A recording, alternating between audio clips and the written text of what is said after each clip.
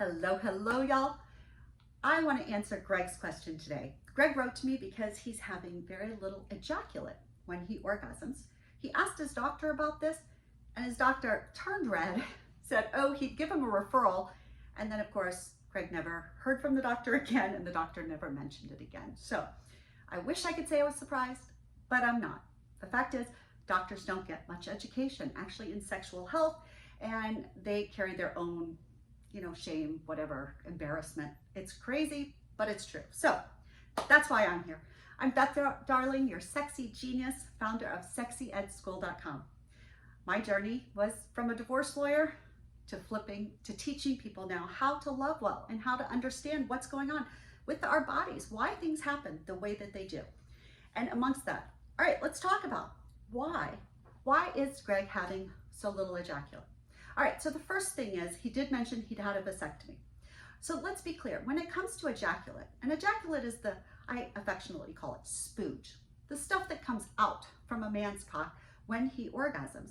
Well, 95% of that fluid is like prostatic fluid that comes from the prostate.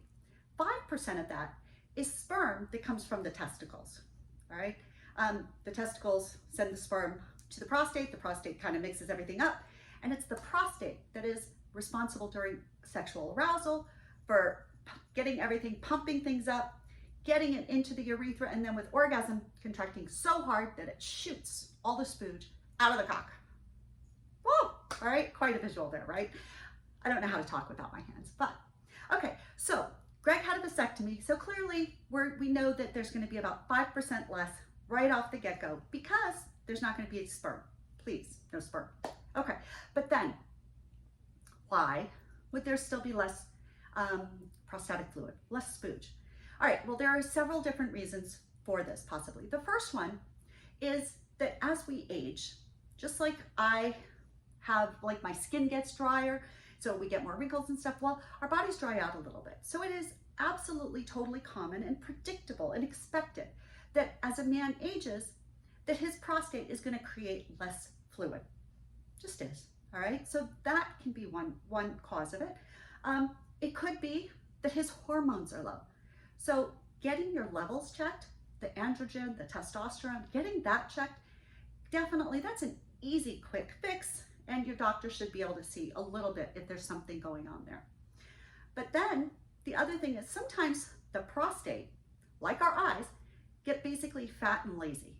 And so sometimes your prostate just isn't as strong as it used to be, and it doesn't contract hard enough to really get the fluid from the prostate into the urethra and then expel it out. That can happen too. We'll talk about that in a minute.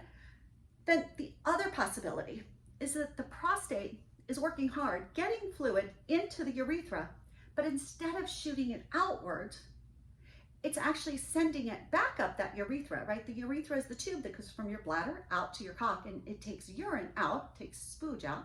Well, sometimes the ejaculate goes in there and maybe it goes back up into the bladder. It's called retrograde. It's just retrograde ejaculation, where it goes into the bladder and then it's gonna wait until the bladder expels the other fluid and it's gonna get rid of it then. So that could be happening. Now, the fact is that retrograde ejaculate happens a lot of times. It's called a dry orgasm. So there's nothing to be particularly concerned about. But the big question is it affecting your sexual pleasure?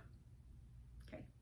If it's just that it's weird that you're orgasming and having a great orgasm, but there's very little coming out, big deal. Just think of it, there's less to clean up. If on the other hand, you're not feeling as intense, as pleasurable an orgasm as you want, then you probably should follow up. And again, the first thing would be to check those hormones and stuff. But then when it comes to strengthening the prostate, the only real exercise for the prostate is more orgasms. So every man, according to the American Medical Association, men should be having at least 3 orgasms a week. There you go. So whether that's by yourself, with a partner, whatever, totally okay. Get at least 3 orgasms a week. And frankly, more. Right? If you orgasm every day, you're giving that prostate a good workout, and it needs it. It's good for it because the prostate is supposed to work hard. It's meant to be a recycling tank, not a holding tank, right? We want it to contract and expel the fluid. We don't want fluid just kind of building up in that prostate. Not good for you. All right, the next thing though that you can do that might help a little bit are Kegel exercises. All right, so that's going to work the pelvic floor muscles, not the prostate so much. But the next video will talk specifically about Kegel exercises and what they might be able to do for you and for men. But Greg, I just got to say, it's just a question of whether your orgasm is less than or not. And if so, then try and see what happens if you keep working out that prostate every day.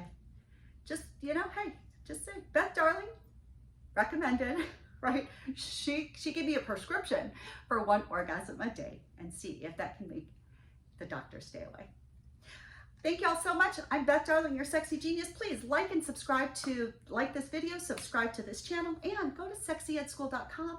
Sign up for my newsletter there, and you'll get a little love note from me every week. Thanks so much. Appreciate it. Oh, and you can email me with questions and things that you want answered. Beth@darlingway.com. It'll be in the show notes too. Take it easy. Love you. Big hugs. See you soon.